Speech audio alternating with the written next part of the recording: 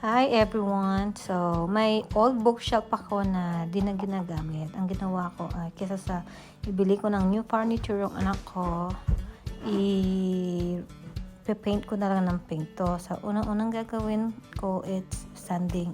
Sinasanding ko ito. So, para maalis ang glossy tsaka yung black paint niya. Yan, sinasanding ko. Buti na lang may mga DA ako na ginamit ko dahil sa old job ko. May gamit ako na pansanding. Sorry yung voice ko. I'm losing voice. So yan, sinasanding ko dyan. And stop sanding para maalis ang glossy. Para smooth din kapag pinint mo. Yan. Yan yung nag-start na ako. Paint. Ang ginamit ko lang brush. Hindi na ako gumamit ng gun, paint gun. Kasi masyadong mahangin. Mahangin masyado dito kung saan ako nakatira. Tsaka hindi ko siya pwedeng gawin sa malapit sa bahay. Arawan na may kawarot mess. Ayan. Yan, tapos na siya dyan. Dalawa pala yan, yung bookshelf na ginawa ko yan. So yan, tapos na. Pag na-dry na yan, yan, ready na para ilagay sa bahay, sa kwarto ng anak ko. Siyempre, pink. Kasi yung kwarto niya, mga furniture niya, it's all pink. Yan.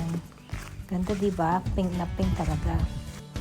Ayan yung unang-unang natapos ko bago yung isang video kanina. Yan yung una. Ngayon pusa namin Sparky. Matanda na yan.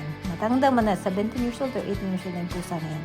Pero back to bookshelf tayo yan. Ganda diba? Yan. Makikita nyo. Yan yung kwarto niya. As you can see, everything is pink. Because it's her favorite color. Pero tignan nyo, ganda diba? At least, mga libro niya, mga books niya, and then some of her toys, she can put it there. Yan, ganda tingnan. Ang saya-saya ko, natapos ko din. Yan, diba? Okay, thank you so much. Have a good day everyone. I hope you like my video. Have a good day. Bye!